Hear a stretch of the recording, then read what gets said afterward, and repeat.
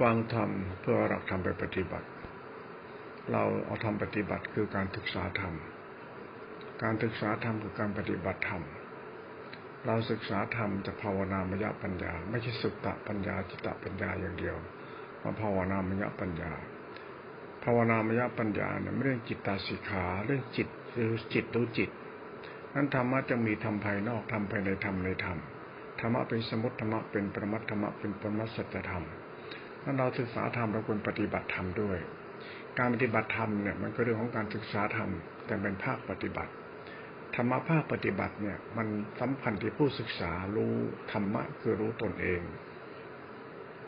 รู้ธรรมะรู้ตนเองเทียบด้วยกับรู้ธรรมะพุทธเจ้ารู้จิตตสิกขาจิตตสิกขาในหลักธรรมและกุศลจิตหลักกุศลจิตเป็นสติสมาธิอินทรีย์สมาธิอินทรีย์เป็นฌานเป็นรูปฌานอรูปฌานเป็นนิโรธเป็นสภาวะธรรมและจิตตสิกขาจิตสงบจิตว่างจิตมีพลังจิตเป็นตบะภระจิตธรรมชาติของเขาเป็นกลางเป็นธาตุธรรมเป็นธาตุรู้เป็นจิตตสิกขาเป็นองค์ตนจิตเป็นธาตุสมาธิสติสัมปชัญญะเป็นธาตุจิตตสิกขาเป็นสภาวะปรมัตถสัจธรรมเป็นธรรมภายในที่คือจะภาวนาใหม่ไปเข้าใจธรรมะตรงนี้ธรรมะจะเป็นสภาวะธรรมเนี่ยจิตตสิกขาเนี่ยเป็นธรรมสภาวะเฉยๆไม่พ้นคำยึดมั่นถือมั่นเพื่อเรียนรู้ว่าหลักธรรมคืออะไร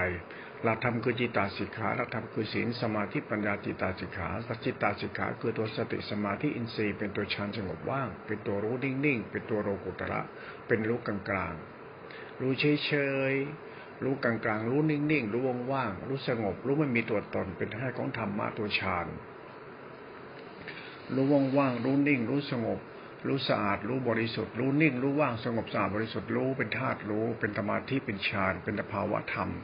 ในสภาวะธรรมนี้เราผู้ปฏิบัติเนี่ยต้องรู้ว่าธรรมะเนี่ยเป็นสภาวะธรรมเราปฏิบัติธรรมในสภาวะธรรมไม่ควรยึดมั่นถือมั่นควรแค่เรียนรู้หลักธรรมคือจิตตสิกขาเท่านั้นอย่าเป็นเอาฌานมาเป็นตัวตนอย่าเอากรรมฐานมาเป็นตัวตนอย่าเอาสมถะมาเป็นวิปัสสนาหลักความสงบเนี่ยเป็นหลักจิตตสิกขาเป็นหลักกุศลจิตหลักสติสมาธิอินทรีย์หลักฌานหลักปรมัตถภาวะนั่นเวลาเราศึกษาธรรมสมมติมาเรียนรู้หลักธรรมปรมัตถภาวะเนี่ยเราไปเอาวิตกวิจารณ์ของเราเป็นตัวอารมณ์ญาณเอาตัวฌานเป็นตัววิมุตติก็เรียกวิปราสก็เรียกทิฏฐิวิบัติสัญญาวิปราสเป็นเรื่องของความเข้าใจธรรมะผิดเราเรียนรู้ธรรมะจะเป็นสภาวะธรรมที่เป็นตัวปรมัตถภาวะปรมัตถภาวะเนี่ยมันเรื่องของเราศึกษาธรรมะไม่ใช่เราอวดรู้ตนอวดรู้ธรรมะอวดรู้วิมุตติธรรมะเราไม่ใช่เอาธรรมะมาอวดวิมุตติเราเรียนรู้ธรรมเราเรียนรู้หลักธรรมวิมุตตินี่ต้องทำความเข้าใจในหลักธรรมสมมติและปรมัตถ์ในปรมัตถ์สมถะปรมัตถ์เนี่ยสมถะเป็นปรมัตถ์แต่ในปรมัตถ์สมถะเนี่ยเป็นวิปัสสนาในตัวของจิตตสิกขาด้วยสมถะและวิปัสสนาอยู่ที่จิตตสิกขาไม่ใช่เรามาตั้งทิฏฐิเรามีวิปัสสนาไม่มีธรรมวิปัสสนาหลักจิตตสมาธิเป็นสมถะและวิปัสสนาตัวฌานและตัวญาณอยู่ในอารมณ์จิตตัวเดียวกันแยกไม่ออกยังแยกไม่ออกนั่นเป็นปรมัตถภาวะถ้าเอาวิตกวิจารณ์ของกรรมฐานมาใช้เป็นตัวปัญญาญาณวิมุตติมันก็เรื่องโมหะจิตโลภะจิตอัตตาของเราตอนนั้นธรรมะเนี่ยมันเรื่องของสัจธรรมต่อไปเรียกปรมัตถสัจธรรม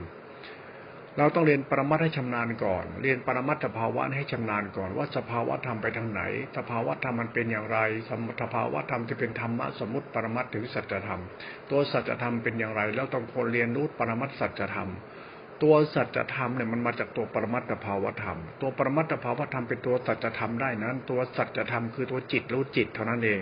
ไม่ใช่รู้วิปัสสนาไม่ใช่รู้กรรมฐานไม่ใช่รู้สมถะวิปัสสนาเป็นตัวจิตรู้ปัจจุบันธรรมของจิตเรียกว่าจิตรู้จิตเราเรียนรู้เราทำถึงจิตรู้จิตได้ก็เรียกเรียนรู้ปรมัตถสัจธรรมไอ้ตัววิปัสสนาเนี่ยเป็นตัวจิตรู้จิตไม่ใช่จิตรู้เฉยๆเป็นจิตรู้จิตที่ปรมัตถสัจธรรมนั้นตัวปรมัตถภาวะเนี่ยเราไม่ควรเอามาใช้เป็นเรื่องสมถะวิปัสสนาเป็นเรื่องของจิตเรื่องสภาวะธรรมของจิตเรื่องสภาวะธรรมของจิตเนี่ยไม่ใช่เรื่องตัวตนเรื่องสภาวะของจิตดีจิตชั่วจิตบุญจิตบาปจิตสุขจิตทุกข์เรื่องเวทนาสามนั่นเองสุขเวทนาทุกขเวทนาอุเบกขาเวทนาเป็นสภาวะสมนัตจิตธรรมนัตจิตอุเบกขาจิตเป็นสภาวะจิตกุศลจิตอกุศลจิตอัพยากตธรรมมันเป็นสภาวะธรรมเท่านั้นธรรมชาติสมถะเนี่ยมันตัววิปัสสนาแต่เป็นตัวสภาวะทั้งบุญทั้งบาปทั้งดีทั้งชั่วทั้งสุขทั้งทุกข์ทั้งถูกทั้งผิดทั้งนรกสวรรค์อยู่ที่จิตดวงนี้เราอย่าเอาสมมติเนี่ยมาใช้กับตัวนี้เยอะนักเพราะตัวนี้สมมติเนี่ยมันเข้ามาแล้วเนี่ยตัวนี้มันไม่เที่ยง ธรรมะนี้ไม่เที่ยงเอาสมมติใส่สมมติก็ไม่เที่ยงเอาอะไรมาใส่ก็ไม่เที่ยงเพราะเป็นสภาวะไม่เที่ยงมันเกิดขึ้นตั้งอยู่ดับไปสภาวะปรมัตถภาวะธรรมเนี่ยมันเป็นธรรมะที่กลั่นกรองธรรมะอีกทีหนึ่งเพื่อค้นหาสัจธรรมของธรรมเขานั้นธรรมะในสมถะธรรมะวิปัสสนาก็เป็นตัววิปัสสนาสมถะวิปัสสนาเนี่ยมันจะเป็นตัวคัมภีร์ไอ้ตัวคัมภีร์เนี่ยเป็นตัวปรมัตถภาวะไม่ควรยึดมั่นถือมันทั้งคัมภีร์และสมถะและวิปัสสนาในคัมภีร์ไม่ควรยึดเพราะอะไรล่ะเพราะธรรมะมันเป็นสภาวะถ้าเราไปเอาคัมภีร์มาอ่านมารู้มันก็จะหลงตนอวดตนหลงวิความผิดวิคิดเรารู้เรารู้แจ้งแล้วนั้นธรรมชาติธรรมสมมติและปรมัตถภาวะเป็นธรรมไม่ควรยึดมั่นถือมันทั้งสองคัมภีร์ไม่ควรยึดมั่นถือมันทั้งสองคัมภีร์ว่าคัมภีร์สมมติและคัมภีร์ปรมัตถภาวะให้ไปเรียนรู้อีกคัมภีร์นึงเรียกปรมัตถสัจธรรมปรมัตถสัจธรรมเนี่ยเป็นมาจากสติรู้สติปัฏฐานสี่จิตรู้จิตมันเป็นเรื่องของจิตรู้จิตเท่านั้นเองจิตรู้จิตได้ก็รู้อริยสัจการรู้แจ้งอริยสัจเนี่ยรู้จักสติปัฏฐานสี่สติปัฏฐานสี่เป็นจิตรู้จิตจิตรู้จิตเนี่ยเป็นสภาวะปรมัตถสัจธรรมไม่ใช่สภาวะธรรมมันเป็นปรมัตถภาวะธรรมเป็นสัจธรรมไอ้สัจธรรมเนี่ยเป็นตัวรู้เรารู้เราไม่ใช่รู้ธรรมะมารู้เราเพราะตัวเราเนี่ยเป็นตัวรูปตัวนามตัวจิตไอ้จิตเราเป็นสภาวะธรรมนั้นตัวสติเป็นตัวสัจธรรมเนี่ยมันกลับไปแล้วตัวสัจธรรมกับสภาวะธรรมตัวสัจธรรมคือกิเลสเนี่ยมันไม่มีตัวตนแต่มันชอบสร้างตัวตนกิเลสไม่มีตัวตนกิเลสเป็นสภาวะทิฏฐิมานะเป็นตัวสุญญตาไม่มีตัวตนแต่มันชอบสร้างตัวตนของจิตตสิกขานี่ก็ตัวทิฏฐิมานะตัวทิฏฐิมานะเป็นตัวหลงตนอวดตนทุดีอวดดีแต่เวลาปฏิบัติธรรมไอ้จิตนี้มันจะมาก่อนแล้วนั่งกรรมฐานจำอะไรไอ้จิตตัวนี้มันจะมาแหละกูรู้กูมีกูเป็นกูอย่างนั้นกูอย่างนี้กูเป็นพระอรหันต์เนี่ยมันชอบเป็นตัวตนไอ้นี่เป็นจิตเราเป็นสภาวธรรมไอ้ตัวสภาวธรรมจิตกูเนี่ยเป็นตัวทุกข์เป็นตัวเหตุให้เกิดทุกข์เรียกตัวอุปาทานไอ้ตัวนี้มันชอบตัวปั้นแต่งปรุงแต่งว่ามันมีศีลมีสมาธิมันมีปัญญามารักษาธรรมวินัยไว้มันเป็นพระอรหันต์มันรู้ธรรมะธรรมโอมันรู้คัมภีร์เยอะเกินไปไอ้รู้คัมภีร์เนี่ยไม่เข้าใจสัจธรรม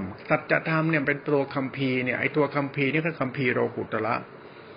คัมภีร์โลกุตระในคัมภีร์อยู่เหนือคัมภีร์เป็นคัมภีร์ของทิฏฐิอยู่เหนือทิฏฐิกิเลสอยู่เหนือกิเลสมันเป็นธรรมะอยู่เหนือธรรมะนั้นสัจธรรมของธรรมเนี่ยปรมัตถภาวะสัจธรรมเนี่ยมันเป็นธรรมโลกุตระธรรมโลกุตระคือธรรมของจิตที่เป็นไปเพื่อความถ่ายถอนอุปาทานในรูปราคะอุปาทานในอรูปราคะอุปาทานในกิเลสในอาสวะทั้งปวงอุปาทานคือกิเลสตัณหานั่นแหละกิเลสตัณหาในรูปในรูปราคะอรูปราคะในอรูปฌานในรูปฌานอรูปฌานในสภาพกุศลจิตอกุศลจิตเขาถอนหมดเลยถอนความยึดติดในดีชั่วบุญบาปเนี่ยมันติดมันถอนออกนะมันเรียนรู้โลกุตระจิตมันจิตการถอนออกจิตถอนออกคือจิตมันจึงเป็นจิตโลกุตระมันจะไปสุญญตามันจึงเป็นไปเพื่อนิพพานนิพพานไม่ใช่มีศีลจะไปนิพพานมีธรรมะทันเข้าฌานได้เป็นนิพพานมันคนละเรื่องกันหมดอ่ะคนละตัวหมดเลยคนละสภาวะธรรมกันนั้นธรรมะตัวปรมัตถสัจธรรมเนี่ยมันเป็นธรรมที่ทำให้ผู้ศึกษาแล้วเนี่ยเหมือนคนมีความคิดอีกแบบหนึ่งออกไปเลยก็จะเป็นสัจธรรมไปเลยธรรมะจะเรียนรู้ต้องเป็นสัจธรรมไม่จะเป็นธรรมะตัวไหนธรรมะสมมติจะเป็นธรรมะปรมัตถ์ไอ้ตัวปรมัตถ์จะเป็นสภาวะธรรมมันเป็นทิฏฐิมานะเป็นตัณหาอุปาทานเป็นมารยาธรรมเป็นศีลพัตตาเป็นสิกขาทิฏฐิไม่ควรยึดเลยธรรมะตัวจิตตติขาเนี่ยถ้าเรียนไม่เป็นเนี่ยวิปราชหมดมันจะวิบัติวิปราชหมดเรื่องสัญญาวิปราชจิตตวิบัติทิฏฐิวิบัติมันจะวิบัติหมดเพราะเราไปเรียนรู้ในสภาวะธรรมเนี่ยเป็นสภาวะนะสภาวะเนี่ยมันเป็นธรรมชาติ สุขเดี๋ยวเป็นทุกข์สงบเดี๋ยวไม่สงบบุญแล้วก็บาปอะไรเนี่ยนะมันเป็นธรรมชาติของจิตโลกุตระหมดกิเลสมีกิเลสธรรมะเนี่ยไม่ได้เขามีกิเลสหมดกิเลสเนี่ยมันจะเป็นสภาวะธรรมฉะนั้นยังไม่ใช่สัจธรรมธรรมะสัจธรรมจะไม่มีตัวกิเลสไม่มีกิเลสมีแต่เหตุแห่งทุกข์และทุกข์มันจากตัวสมุทัยสัตว์ไอ้ตัวสมุทัยจัดเนี่ยเป็นตัวกิเลสไอ้ตัวสมุทัยจัดกับตัวจิตนั่นแหละไอ้จิตตัวไหนแล้วกับจิตมันสารพัดจิตเนี่ยจิตตัววิญญาณนะจิตสัญญาจิตสังขารนะจิตทิฏฐิมานะเป็นจิตสติเป็นจิตจิตมันมีหลายตัวนี่จิตขันธ์ห้าจิตสติสัมปชัญญะจิตตัวทิฏฐิมานะเป็นตัวจิตนั้นตัวจิตของธรรมะโลกุตระจิตเนี่ยที่เป็นตัวสัจธรรมเนี่ยนะมันเป็นการเรียนรู้จิตตรงๆเลยเรียนรู้แต่เรื่องจิตล้วนจิตเนี่ยทำให้เรื่องของความรู้สึกเป็นเหตุให้เกิดทุกข์เนี่ยนะเป็นเหตุให้เกิดทุกข์มาจากสมุทัยสัตว์มรรคสัตว์คือการรู้เรื่องจิตและทำนิโรธให้แจ้งคือการปล่อยวางนั่นเองการปล่อยวางเป็นการทำให้จิตนั้นตื่นรู้เป็นธรรมชาติสภาวะธรรมถึงสุญญตาจิตเป็นนิโรธะ เป็นวุตคาปฏิปทานิโรธเป็นวุตคาปฏิปทาญาณเป็นวุตคาปฏิปทามรรคเป็นวุติกิปทาของผู้ปฏิบัติดีปฏิบัติชอบเป็นผู้ปฏิบัติด้วยความเป็นสัจธรรมนั้นปรมัตถสัจธรรมเนี่ยไม่ได้ของจิตรู้จิตจิตรู้จิตคือสติรู้สติปัฏฐานสี่สติรู้สติปัฏฐานสี่จนเข้าถึงกระแสมรรคกระแสมรรคคือตกกระแสอริยสัจรู้ความทุกข์รู้ทุกข์รู้เหตุให้เกิดทุกข์รู้มรรครู้นิโรธะเป็นอริยมรรคเป็นสัจธรรมนั้นตัวเหตุให้เกิดทุกข์ก็ตัวสมุทัยสัตว์ตัวสมุทัยสัตว์ก็ตัวจิตตติขาดังนั้นจงรู้ปรมัตถสัจธรรมเขาไม่ได้เรียนรู้สติสมาธิญาณเดียวอย่างนั้นเขาเรียนรู้สัจธรรมตัวสัจธรรมเนี่ยจะเป็นตัวปรมัตถสัจจะตัวปรมัตถสัจจะมันเป็นเรื่องของสัจจะของจิตเนี่ยมันเป็นเรื่องความคิดความเห็นตัวเดียวจิตเป็นตัวรู้เขาจึงค้นหาตัวรู้เป็นตัวรู้ที่เป็นตัวรู้สึกตัวรู้สึกที่ถูกต้องตัวรู้ที่ถูกต้องเป็นตัวจิตที่ถูกต้องนั้นตัวจิตที่ถูกต้องไม่ใช่ตัวญาณหรือตัวฌานเป็นตัวสมาธิทิไม่ใช่ตัวญาณหรือตัวฌานไม่ใช่ตัวญาณไม่ใช่ตัวธรรมะมันตัวสมาธิทิที่ถูกต้องตัวสมาธิทิที่ถูกต้องนั่นก็คือการเรียนรู้ปรมัตถสัจธรรมเรียนรู้อริยสัจจะเกิดสมาธิทิที่ถูกต้องเขาเรียกว่ารู้จักตัวตนคนเรารู้จักตัวตนได้เพราะมีสติรู้สติปัฏฐานสี่จิตรู้จิตมันจะรู้ตัวตนรู้ตัวตนที่แท้จริงของตัวตนเราเขาเรียกรู้พุทธะรู้จิตพุทธะรู้การทำจิตให้เป็นพุทธะรู้จำธรรมชาติของธรรมะมรรคเป็นธรรมชาติมรรคสัตว์มรรคสัตว์นี่เป็นเรื่องของพุทธจิตเป็นธรรมะมรรคธรรมะพุทธจิตธรรมะพุทธธรรมเป็นพุทธธรรมนั้นจิตรู้จิตเป็นปรมัตถสัจธรรมไอ้เนี่ยมันเป็นธรรมที่ปฏิบัติและผู้ปฏิบัติก็รู้เองถ้าตกในกระแสอริยสัจได้แล้วเนี่ยเขาจะเดินมรรคสัจแล้วก็ไปถูกมรรคสัจแล้วก็อริยสัจไปก็จะเข้าใจจิตรู้จิตไปจิตรู้จิตเพื่อค้นหาสัจธรรมคือจิตที่มันเป็นธรรมชาติสัจจะจิตที่มันเป็นธรรมชาตินามธรรมว่าจิต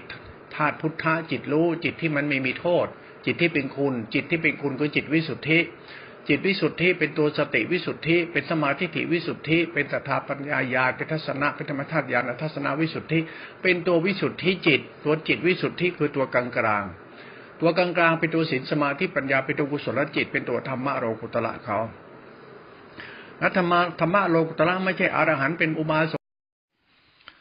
เรื่องธรรมะปรมัตถสัจธรรมโลกุตระจิตเนี่ยเป็นจิตรู้จิตเนี่ยจิตรู้จิตแต่มันเรารู้เรานั่นแหละเราดีเราชั่วเราดีไม่ดีก็รู้อยู่ที่การกระทำของเราทำให้ชาวบ้านก็เดือดร้อนเนี่ยเราชั่วทั้งนั้นถ้าเราจะเป็นพระมีศีลสมาธิปัญญาคนก็กราบไหว้คนเคารพนับถือคนก็แห่ห้อมล้อมเราเป็นพระผู้วิเศษถ้าเราไปปั้นแต่งชาวบ้านก็หลงงมงายเป็นเหตุให้เกิดทุกข์แล้วเกิดสมุทัยเป็นชนชั้นวรรณะไปศีลพัตตะเป็นการติปนาทิไอ้นี่วิบัติเรื่องทิฏฐิวิบัติคนอวดตนเป็นพระอรหันต์พระอวดตนอวดศีลอวดพจน์เป็นพระอรหันต์นี่วิบัตินะระวังให้ดีนะสังคมไม่เข้าใจธรรมชาติปรมัตถสัจธรรมปรมัตถสัจธรรมเนี่ยเป็นธรรมะของการดับทุกข์ของโลกเขาเป็นธรรมะโลกุตระพระแท้เนี่ยก็ต้องเข้าใจตัวเองอย่าสร้างเรื่องให้เดือดร้อนชาวบ้านเขาจะทำอะไรให้รู้จักการกระทำเรื่องเป็นคุณไม่เป็นโทษแต่สิ่งนั้นแล้วเป็นธรรมะหมดเลยนั่นตัวธรรมชาติธรรมโลกุตระเรียกวิสุทธิกรรมวิสุทธิสมาธิวิสุทธิธรรมวิสุทธิมันเป็นการทำแล้วไม่เดือดร้อนจึงมาตั้งตัวตนตั้งลัทธิตั้งนิกายไม่ได้จะมาตั้งเป็นมหานิกายธรรมยุทธศาสนาประจำชาติเถรวาทมหายานนี่นะไม่ใช่ธรรมะโลกุตระไม่ใช่มหายานเถรวาทไม่ใช่หินยานเถรวาทไม่ใช่ธรรมยุทธหรือมหานิกายมันจิตตาจิขาทิฏฐิมนะมนุษย์ถ้าเรายังเอาศาสนาไปเป็นนิกายอยู่มันจะเป็นเรื่องของมิจฉาทิฏฐิธรรมะไม่ใช่นิกายธรรมะคือสัจธรรมคือใจมนุษย์เป็นตัวธรรมะกรรมมนุษย์เป็นตัวธรรมะไม่ใช่เรื่องรูปแบบพจน์วัดนิกายศีลสมาธิปัญญาพระแท้ต้องมีศีลพระแท้ต้องไม่จับเงินจับทองพระแท้ต้องหมดกิเลสเป็นพระหันกระดูกเป็นธาตุมันคนละอย่างกันหมดเลยถ้าเอาธรรมะปรมัตถสัจจะมาเรียนรู้นี่เขาจะไม่ให้งมงายไม่ใช่เพ้อเจ้อเขาจะไม่ให้งมงายเรื่องศีลพจน์จะไม่งมงายเรื่องบุญบาปดีชั่วเขาจะไม่งมงายเรื่องนรกสวรรค์เพราะสัจธรรมมันเรื่องสำคัญมากเพราะมันมีผลต่อมนุษย์มันมีผลต่อสัจธรรมของมนุษย์ถ้ามนุษย์ขาดคุณธรรมในใจขาดการลดตัวลดตนในใจขาดลดทิฏฐิมานะในใจหลงตัวหลงตัวหลงตนอวดตนกันมนุษย์ก็จะวิบัติมนุษย์จะดีได้เพราะอาศัยคุณธรรมมนุษย์ช่วยมนุษย์เรียกเมตตาธรรมคุณธรรมของใจ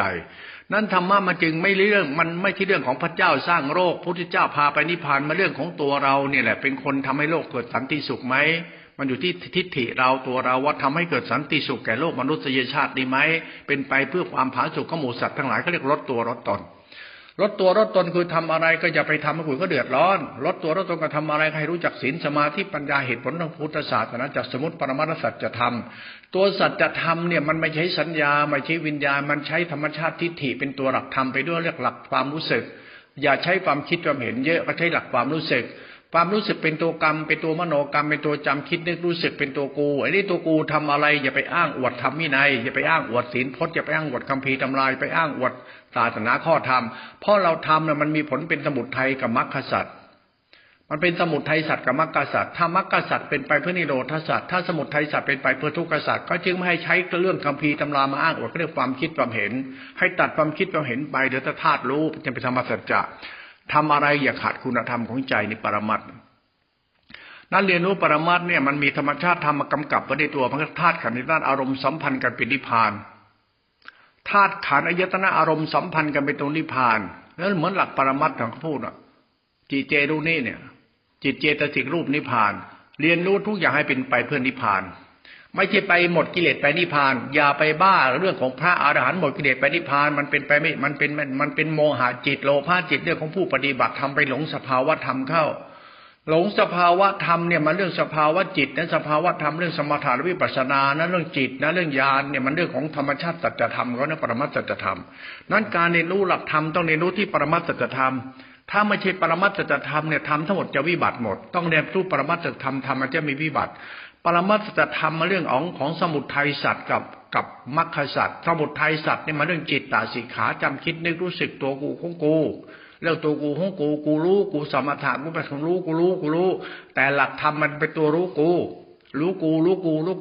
มันจึงเป็นสุญญตารู้กูมันสุญญตาว่างจากตัวตนว่างจากสัญญาขันธ์วิญญาณขันธ์สังขารกันเขาเรียกว่างจากขันธ์ห้าว่างจากขันธ์ห้าจะเกิดญาณอย่างรู้เป็นวิสุทธิจิตเป็นศีลวิสุทธิในจิตนั้นเป็นตัวศีลเป็นตัวเจตนาวิรัตตัวสมาทานวิรัตตัวสัมปติวิรัตศีลมันตัวจิตศีลไม่มีมันมีศีลหนึ่งคือศีลจิตคือมรรคจิตศีลมรรคจิตเนี่ยเป็นศีลญาณทัศนะเขาเป็นศีลมรรคมันมาจากจิตรู้จิตมันเป็นโลกุตระทั้งนั้นเลยแล้วพูดถึงโลกุตระสัจจะเนี่ยมันเป็นเรื่องของธรรมชาติของจิตคนเข้าใจตนเองเข้าใจตัวเองจนกระทั่งรู้แจ้งในตัวตนในถ่องแท้ว่าเรานี่ไม่ควรยึดมั่นถือมั่นในตัวตนเราไม่ว่าเรื่องอะไร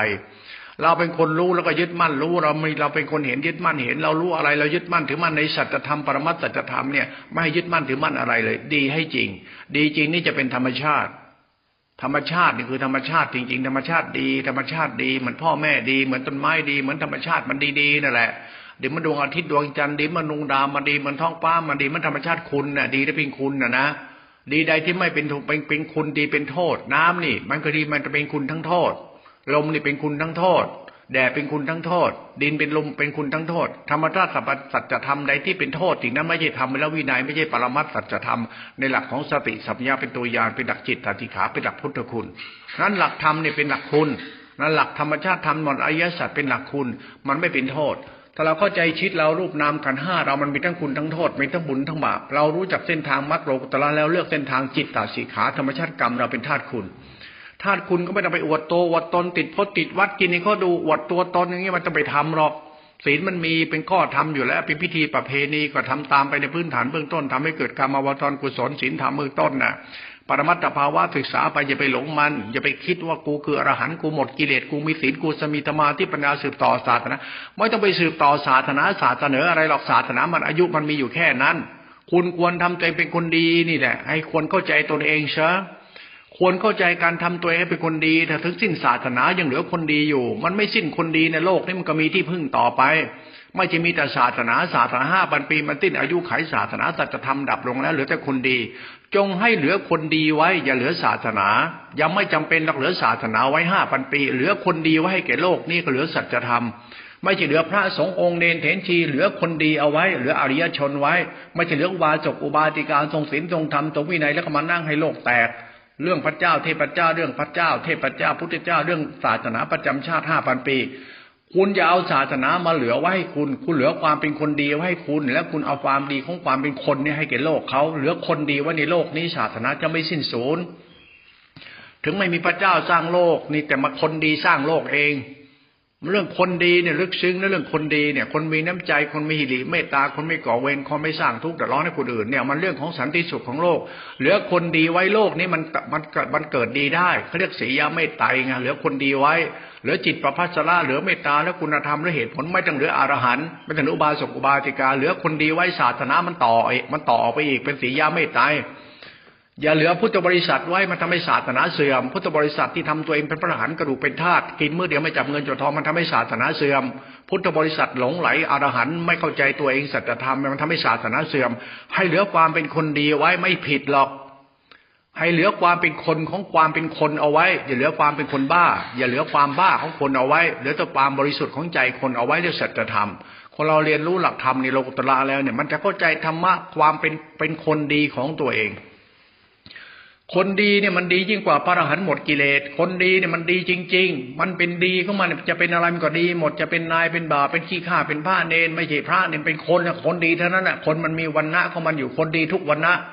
จะเป็นยังไงก็ดีหมดคนดีหมดคือคนมีหิริเมตตาคนมีคุณธรรมในใจคนมีเหตุมีผลเป็นคนไม่หลงตนอดตนไม่สร้างทุกข์เดือดร้อนให้ใครนี่สัจธรรมเป็นกลางๆเป็นธาตุคุณ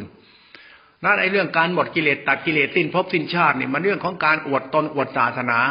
ศาสนาเนี่ยไม่สำคัญหรอกสำคัญเนี่ยคนดีมันเหลืออยู่ในโลกเยอะเท่าไหร่คนดีคือคนมีน้ำใจมีคุณธรรมซื่อสัตย์เมตตามีโคตรมีเหตุมีผล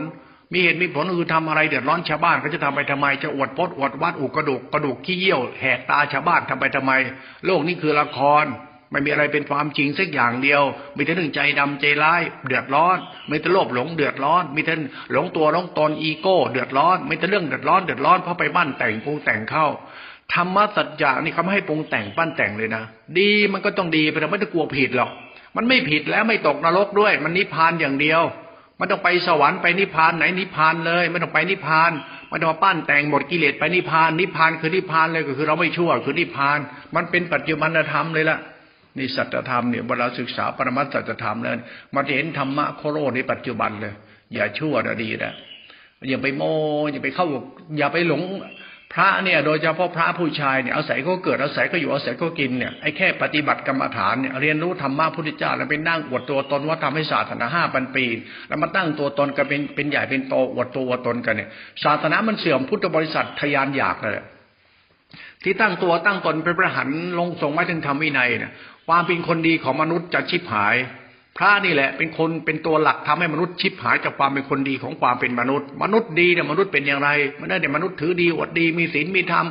อ้างอวดความคิดความเห็นหลงตนไอ้นี่กิเลสเราเท่านั้นน่ะนั้นหลวงพ่อคิดว่าศาสนาเนี่ยถ้าเราส่งเสริมให้คนเป็นคนดีให้จริงจะศาสนามันเสื่อมคนไม่เสื่อมคนมันก็รักษาศาสนาไว้เองนั่นแหละถ้าศาสนามันอยู่ได้เพราะคนชั่วแล้วก็มันเป็นไปไม่ได้มันก็ยิ่งจะชั่วมันก็อยู่ไม่ได้อยู่แล้วคนหลงตนอวดกระดูกขี้เยี่ยวอวดอุตริอวดวิมุตติอวดตัดกิเลสยกเอาพวกตัวเองเป็นใหญ่ตลอดเลยไอ้เราเนี่ยมันพวกชอบพระป่าไงพระป่าพระอรหันต์อะไรกับธรรมะพระป่าแล้วถามว่าแล้วคุณเป็นคนป่าด้วยหรือเปล่าฉันไม่ได้ดูถูกใครธรรมะปรมัตถสัจจะเวลาพูดแล้วไม่รู้จะพูดทางไหนก็พูดทางนี้แหละพูดทางเราโง่นี่แหละเรากำลังเพ้อเจ้อกันหรือเปล่าเชื่ออะไรกันไม่เชื่อคนโง่เชื่อคนบ้าเชื่อคนงมงายเชื่อคนเพ้อเจ้อเขาเพ้อเจ้อตรงไหนล่ะก็ศาสนานั่นแหละมันทำให้คนเราวิปลาสเพราะเราไม่เข้าใจปรมัตถสัจธรรมของศาสนาเรียกอริยสัจเข้าใจอริยสัจเนี่ยมันก็คือการหมดกิเลสคำว่าหมดกิเลสนี่มันโลกุตระจิตเขาเป็นตัวยานเรามันหมดชั่วคำว่าหมดชั่วคือเราไม่สร้างทุกข์ร้อนให้ใครมันจึงไม่จะเป็นตัวยึดมั่นถือมั่นอะไรไม่มีศีลจะข้อมันก็เป็นพระอรหันต์ได้ไม่เข้าวัดอยู่วัดก็เป็นพระอรหันต์ได้เพราะเราไม่ได้มีเจตนาจะไปทำทุกข์เดือดร้อนให้ใครมันมุ่งไปที่จิตมันจะเป็นต้องยึดวัดยึดพจน์ยึดนิกายยึดศาสนายึดพระเหลืองยึดจีวรยึดบาตรตรปัดยึดเพื่อหน้าเพื่อตาเกียรติอีโก้ยึดเพื่อให้สังคมมีชนชั้นปกครองศาสนาไม่ใช่เรื่องชนชั้นปกครองและคุณธรรมช่วยโลกศาสนาไม่ใช่จะต้องตั้งตัวตนเป็นใหญ่แล้วมาปกครองจงในรูปแบบมีธรรมวินัยเพื่อไปเมื่อผลนิพพานมันเป็นไปไม่ได้หรอกสัจธรรมมันตรงกันข้ามกับธรรมะที่เราเป็นปัจจุบันนี้เลยมันคนละเรื่องเลยมันเป็นคนละอย่างเลยเราศึกษาปรมัตถสัจธรรมแล้วมันหลุดโลกไปเลยเป็นคนดีธรรมชาติธรรมจะลงไปที่จิตความไม่ประมาทของเราจงอย่าประมาทต้องทำใจเราต้องทำทิฏฐิเราต้องทำศรัทธาปัญญาเราอย่าประมาทในธรรมธรรมะมันดีเราดีพอหรือยังไอ้ดีของเราเป็นอย่างไรดีของเราดีลึกซึ้งกว่าศีลธรรมนะดีเราเนี่ยมีศีลก็ดีไม่มีศีลก็ดีนะมันดีตลอดอ่ะอยู่วัดดีอยู่นอกวัดดีเป็นพระดีเป็นโยมดีเป็นชายดีเป็นหญิงดีเป็นกรรมกรยาจกดีมันดีเข้ามาในตลอดแต่คนมันจะดีน่ะไม่ใช่คนที่ดีกว่าดีพระนี่เป็นประเภทอวดดีที่ดีโดยเฉพาะพระอรหันต์นี่แหละพระอรหันต์ที่เธอกราบไหว้เธองมงายพระอรหันต์แล้วเธอจะได้บุญพระอรหันต์ได้บุญเยอะระวังโลกจะชิบหายนะ คุณไม่เป็นคนดีก็เลยคุณหลงอวดดีถือดีคุณหลงอยากได้ดีเกินไปคุณไม่ดีไปหันหน้ามาหันตามาดูตัวเองกันเนี่ยมันก็จะวิปลาสเลยนะนี่เราพูดถึงธรรมะโลกุตระนะเวลาศึกษาแล้วเนี่ยต้องการให้เราเป็นคนดีไม่ใช่คนอวดดีถือดีไม่ใช่อวดดีถือดีอวดศีลอวดพจน์อวดธรรมะศาสนาประชาชาติ5,000 ปีศาสนา5,000 ปีแต่มนุษย์มันอยู่อีกกี่ปีมันอยู่ไม่รู้กี่หมื่นปีมนุษย์มันเดือดร้อนเพราะมนุษย์ป้องแต่งปั้นแต่งกิเลสหนาตัณหาเยอะพระเจ้าสร้างโลกอ้างอวดกันไปมนุษยศาสนานี่ก็อ้างอวดมรรคผลนิพพานกันไปแล้วถามว่าความดีมนุษย์เป็นอย่างไรศีลธรรมอวดตนถือดีอวดตนอ้างอวดไปเรื่อยๆสัจธรรมของมรรคจะตัดทิ้งเหล่านี้หมดเลิกนิสัยขี้โม้คุยโตได้แล้วเลิกอวดโตอวดตนได้แล้วความเป็นคนดีของคุณเป็นนิโรธเพราะฉะนั้นปรมัตถสัจธรรมเนี่ยฉันไม่อยากจะพูดตามตำราเอาตำรามาใส่กันก็ใช้ได้เหมือนกันแต่สุดท้ายตำราใดๆคนก็อ่านคนก็จำคนก็คิดคนก็หลงตนอวดตนแล้วก็อ้างอวดตำราถ้าคนไหนยังอ้างอวดตำราคนนี้ยังไม่รู้ตัวเองเพราะตำรามันเรื่องจิตตาสิกขาเรื่องสัมมาทิฏฐิของเราเรื่องเรารู้เราไอเราหมดกิเลสกับเราไม่ยังเป็นคนชั่วอยู่เพราะหลงตำราติดยึดวัดติดยึดพจน์อยู่พระมีศีลมีธรรมะอย่างนี้ก็เป็นพระแท้นะพระแท้มันไม่เป็นพระที่เข้าใจตัวเจ้าของนะเข้าใจใจเจ้าของถึงจะได้เป็นคนดีคนดีเนี่ยคือเป็นพระคนมีความเข้าใจในใจเจ้าของโดยถ่องแท้แล้วพระอยู่ที่ใจคนพระไม่อยู่ที่สมมุติพระไม่อยู่ที่ปรมัตถ์พระยึดสัจธรรมคือการเรียนรู้ปรมัตถสัจธรรมคือจิตตติขามรรคและนิโรธจิตนี่แหละเป็นตัววิสุทธิเนี่ยมันจะเข้าใจธรรมชาติของใจเจ้าของเราเมื่อเราเข้าใจใจเจ้าของแล้วเลิกสักทีเป็นคนชั่วเลิกแล้วคนชั่วคือคนชอบยึดมั่นปั้นแต่งขี้โม้คุยโตอวดอ้างแอบอ้างผิดศีลตกนรกไม่ใช่พระแท้ไม่รู้ทุกวันนี้โยมชอบพระแท้แต่โยมก็เชือกเอากฎหมายไปให้พระและบังคับพระให้พระเป็นพระแท้โยมเนี่ยบ้าพอๆกับพระเนี่ยให้พระมีธรรมวินัยแล้วสุดท้ายเอากฎหมายไปบอกว่าถ้าพระมีธรรมวินัยจับติดคุกก็แปลกดีเหมือนกันเนาะธรรมะพุทธเจ้ามีตะข้องใส่ด้วยเนาะธรรมะพุทธเจ้ามีตะกร้าใส่เนาะธรรมะ3 ตะกร้ามีตะกร้าใส่พี่เขาเรียกกฎก็คือกฎหมายคือกฎศีลธรรมไม่รู้เอากฎหมายมาใส่กฎศีลธรรมให้คนปฏิบัติแล้วคนดีคนชั่วมันอยู่ตรงไหนอ่ะมันอยู่ในกฎได้ไงกฎคือข้อบังคับในความคิดความเห็นแล้วสุดท้ายสัจธรรมคือความรู้สึกและความรู้สึกกับความคิดความเห็นถ้าไม่ใช่ความรู้สึกกันเนี่ยความคิดความเห็นมันถูกหรือไงเพราะความรู้สึกเราเนี่ยมันไปจากมันควบคุมความคิดความเห็นน่ะตอนนี้เราใช้ความคิดความเห็นควบคุมความรู้สึกมนุษย์จะไม่วิบัติได้ไงกฎหมายคือความคิดความเห็นแต่เราเป็นความรู้สึกถ้าความรู้สึกมันถูกต้องแล้วมันไม่ใช่กฎใดๆเลยมันเป็นธรรมชาติไปเองเลยสัจธรรมเขาเรียนรู้นี่ให้เข้าใจเวลาหลวงพ่อพูดแล้วอาจจะวิปลาสนะแต่ไม่ได้สอนให้คนวิปลาสท่านเองธรรมะมันเรื่องของวิปลาสก็ได้อ่านไปอ่านมาอยากได้ดียืมตัวเพราะค่านิยมอีโก้มันเยอะตัวตนมันเยอะกระดูกเป็นธาตุอาหารเนี่ยหลงไปเถอะทำเจดีย์ใหญ่ให้ด้วยนะทำเยอะๆหมดกี่ตังค์แล้วสร้างให้พระสร้างใหญ่สร้างโตเลยพระสร้างใหญ่สร้างโตสร้างไปทำไมคนจนเขากระดากเยอะแยะไปคนอดคนอยากคนอาภัพคนอนาถาคนกำพร้าคนเดือดร้อนทำไมสงสารมันนะสงสารแต่หน้าตาตัวในอีโก้ตัวเองพระอรหันต์ทำเจดีย์ใหญ่ที่สุดราคาแพงเท่าไหร่แล้วคนจนกระเลกระลาดมันได้อะไรพระนี่ทะเยอทะยานตัวเองจนกระทั่งไม่รู้ว่าตัวเองเป็นพระแบบไหนกันไม่สงสารชาวโลกมันสงสารสัตว์โลกตะบี้ตะบันหลงตัวเองกันเข้าไปสังคมก็บูชาพระอรหันต์จนกระทั่งไม่รู้อะไรเป็นอะไรสังคมก็เดือดร้อนเพราะไอ้ความงมงายสวรรค์มรรคผลนิพพานของโยมนั่นแหละเป็นคนดีให้เป็นเด้อคนดีคนมันเดือดร้อนเนี่ยก็สงสารมันเอาแค่นี้มนุษย์เอาแค่นี้สัตว์โลกมันเดือดร้อนทุกวันสงสารมีอะไรก็แบ่งมาเถอะอย่ามานั่งมาถือศีลถือพจน์ช่วยได้ช่วยมาเถอะไปไถนาช่วยมันก็ยังได้เลย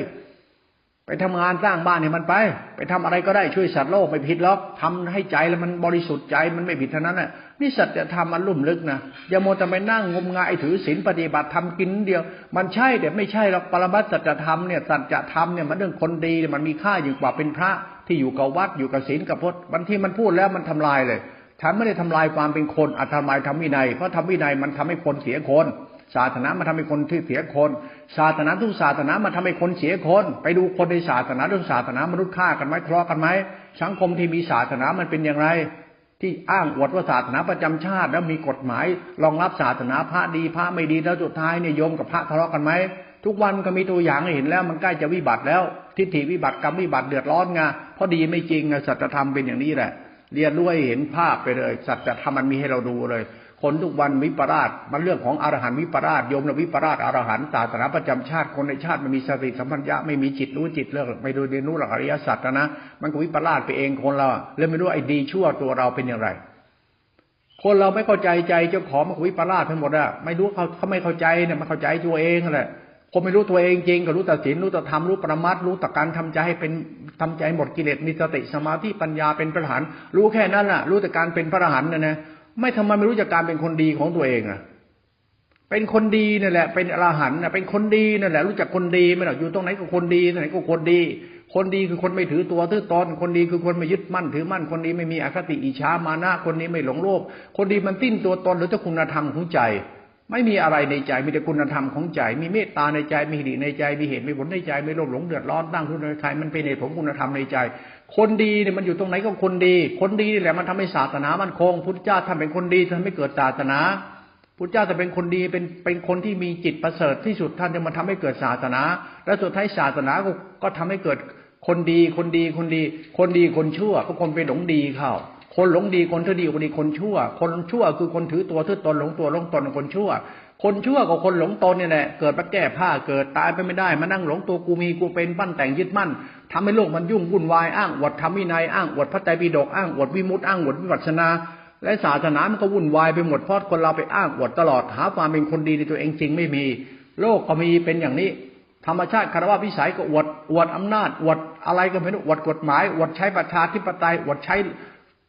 ไอ้หลักธรรมนิติรัฐอะไรอวดไปอวดมานิสัยมันไม่ดีเดือดร้อนหมดเลย